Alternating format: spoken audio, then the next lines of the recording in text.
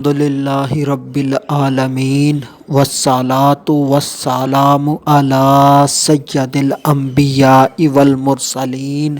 وعلی آلہ واصحابہ اجمعین اما بعد فاعوذ باللہ من الشیطان الرجیم بسم اللہ الرحمن الرحیم الا ان اولیاء اللہ لا خوف علیہم ولا هم یحزنون صدق اللہ العظیم۔ خبردار، بے شک اللہ کے ولیوں پر نہ کوئی خوف ہوگا اور نہ وہ غمگین ہوں گے۔ آج کا جو میرا عنوان ہے وہ ہے فریاد رس۔ درود پاک کی فضیلت سرکار مدینہ قرار قلب و سینہ معطر پسینہ فیض گنجینہ صلی اللہ علیہ وآلہ وسلم نے ارشاد فرمایا، تمہارا مجھ پر درود پاک پڑھنا پل صراط پر نور ہے۔ صلو علی الحبیب صلی اللہ تعالی علی محمد۔ پڑھیے، الصلاۃ والسلام علیک یا رسول اللہ وعلی آلک واصحابک یا حبیب اللہ۔ حضرت شیخ عبدالقادر جیلانی محبوب سبحانی قندیل نورانی رضی اللہ تعالی عنہ فرماتے ہیں کہ جو شخص مجھے پکارے، مجھ سے مدد طلب کرے، میں اس سے اس کی مصیبت دور کروں گا، اور جو میرے وسیلہ سے اللہ پاک سے دعا کرے، اللہ پاک اس کی دعا کو بر لائے گا، یعنی کہ اس کی دعا قبول ہوگی۔ جو چیز وہ اللہ سے مانگے گا غوث اعظم پاک کے وسیلہ سے اسے مل جائے گی۔ اور حضور سید شیخ عبدالقادر جیلانی محبوب سبحانی قندیل نورانی رضی اللہ تعالی عنہ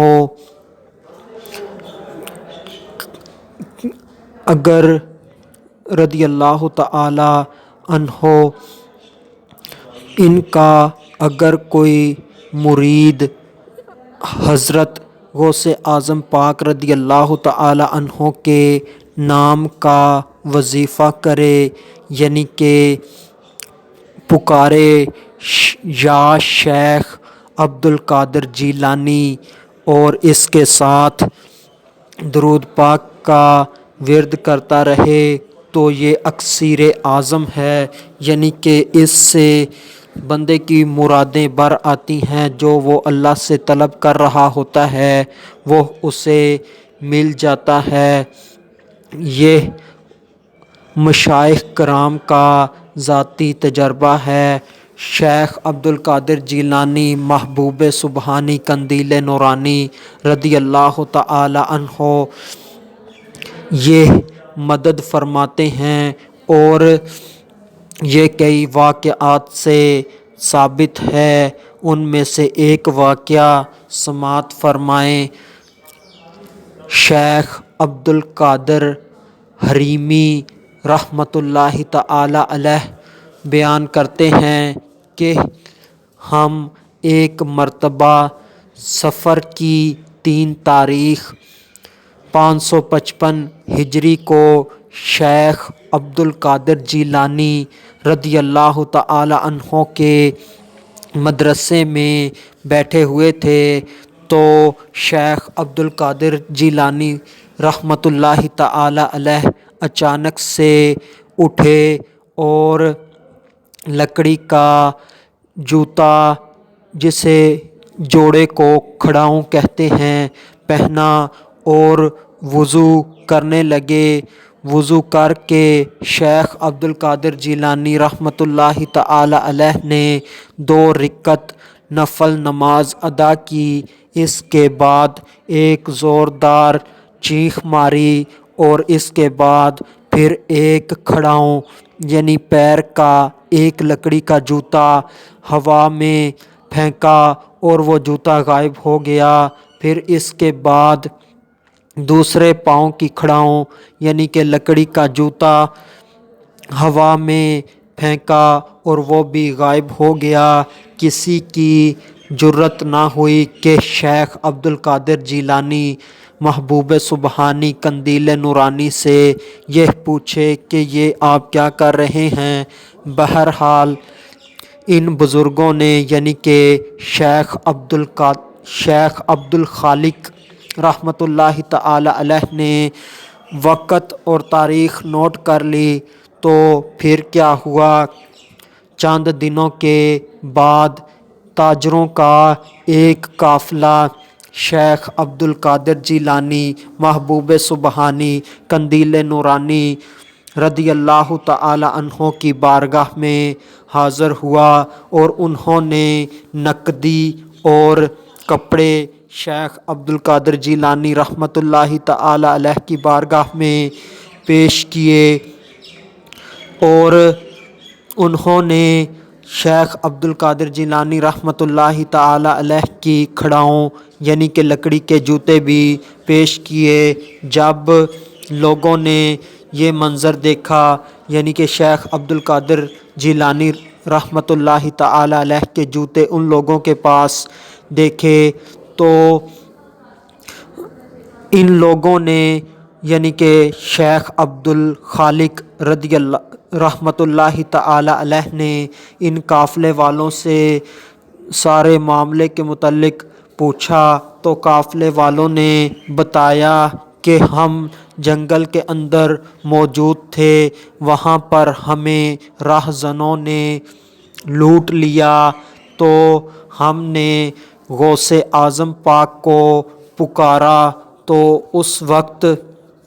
ہمیں چیخ سنائی دی، ہمیں لگا کہ کوئی ہماری مدد کے لیے آ گیا ہے، تو وہاں پر کوئی بھی ظاہری طور پر ہماری مدد کے لیے نہ آیا تھا۔ تو ہم نے دیکھا کہ راہزنوں میں سے 2 افراد پریشانی کی حالت میں ہمارے پاس دوڑتے ہوئے آئے اور انہوں نے کہا کہ ہمارا قصور معاف کر دیں اور اپنا سامان ہم سے لے لیں۔ تو جب وہ سامان کے پاس پہنچے تو ادھر ڈاکوؤں کے 2 سردار مرے پڑے تھے اور ان کے سینوں پر شیخ عبد القادر جیلانی رحمۃ اللہ تعالی علیہ کے جوتے مبارک یعنی کہ کھڑاؤں مبارک پڑے ہوئے تھے۔ تو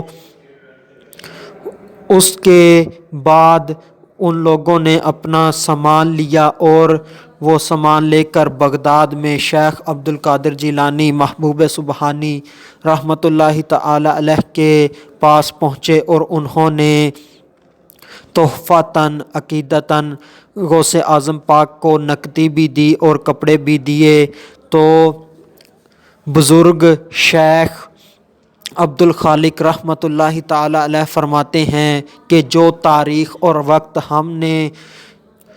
فکس کیا تھا یعنی کہ ہم نے اپنے ذہن میں رکھا تھا، نوٹ کیا تھا، اسی وقت ہی یہ واقعہ ادھر جنگل میں رونما ہو رہا تھا۔ یہ ہے شیخ عبد القادر جیلانی محبوب سبحانی کی فریاد رسی، یعنی کہ اگر کوئی مصیبت کے وقت